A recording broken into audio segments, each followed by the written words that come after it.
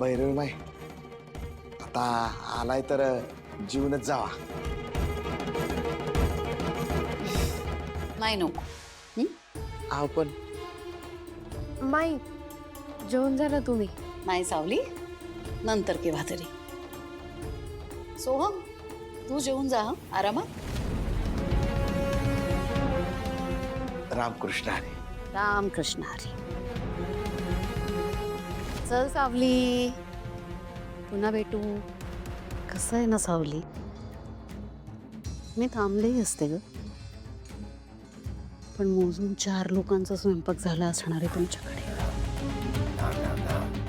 मी थांबले तर तुमची पंचायत होईल ना. आणि कसं आहे, मला तुमची ऐपत माहिती आहे ग, तुलाही माहितीच आहे.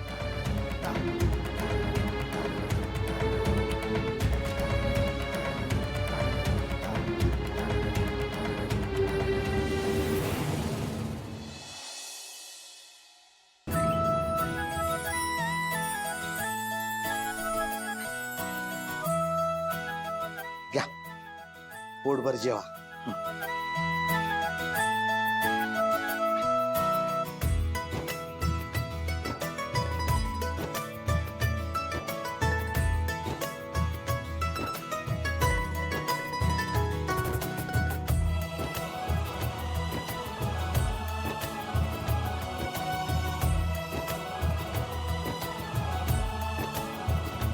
काय झालं?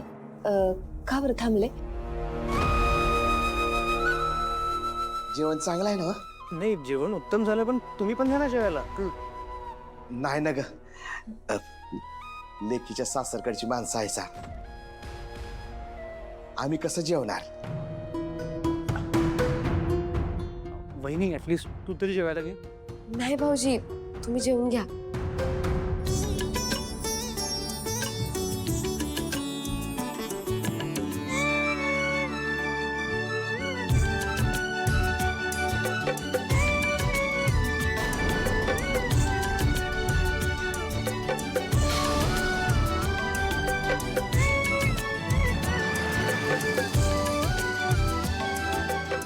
झालं पण तुम्ही शहराकडची माणसं एवढंच जेवता? आई अगं दे त्यांना भाकरी दे. नको नको नको, बस जेवण उत्तम झालंय, पण पोट भरलं आता. बबलू दादा तुम्ही घ्या की. खरंच पोट भरलंय. हे बघ.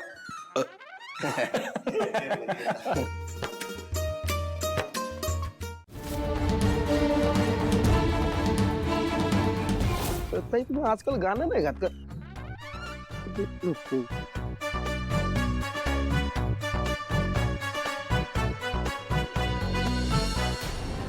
लागला जॅकपॉट. आता मंगळसूत्र इथंच कुठेतरी लपवावं लागल.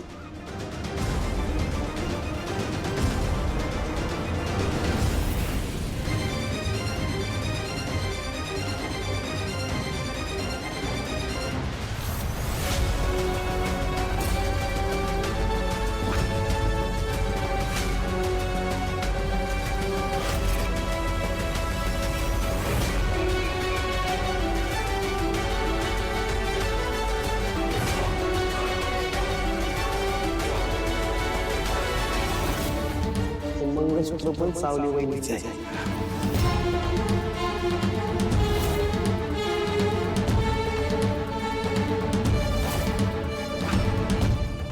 जर पोलीस स्टेशनला जायचं नसेल आणि मेंढळे कुटुंबाचा राग डोक्यावर घेऊन फिरायचं नसेल, मी ठेवते ना.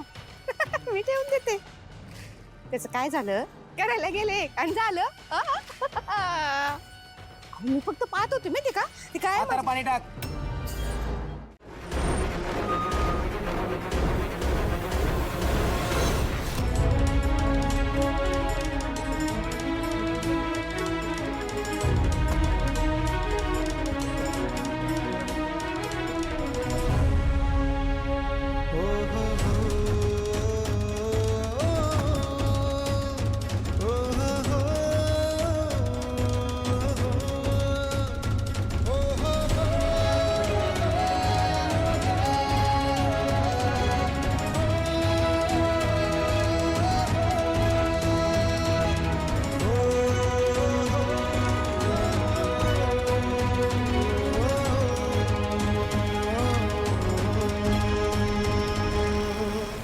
वहिनी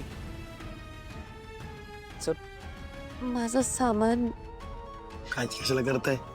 मी आहे ना, मी सामान घेऊन येतो. सावली, तर तू इथे काय करतेस? चल आपण तुझ्या खोलीत जाऊया. नाही नको सर. ग तू या घरची सून आहेस सावली. असू द्या सर. मी राहीन इथं. तसं पण हे चांगलंच आहे की. अगं काय वाईट आहे? उलट स्वयंपाकघर हे घराचं हृदय असतंय ना. आणि सगळ्यांच्या मनात शिराचा मार्ग आयतूनच जातो असं म्हणतात. निदान माझ्या घरातल्या खोलीपेक्षा तरी हे लई मोठे. अगं पण असं इथे सर, तुम्ही माझी लई मदत केलीत. मला इथवर आणलं. तुमचे हे उपकार मी कसे फेडू मलाच कळत नाही. आता यापुढे जे काय होईल ना, त्याचा मालक माझा विठ्ठलच असेल. तोच बघेल सगळं. आणि आता आपण आपल्या घरात बोलत उभे आहोत.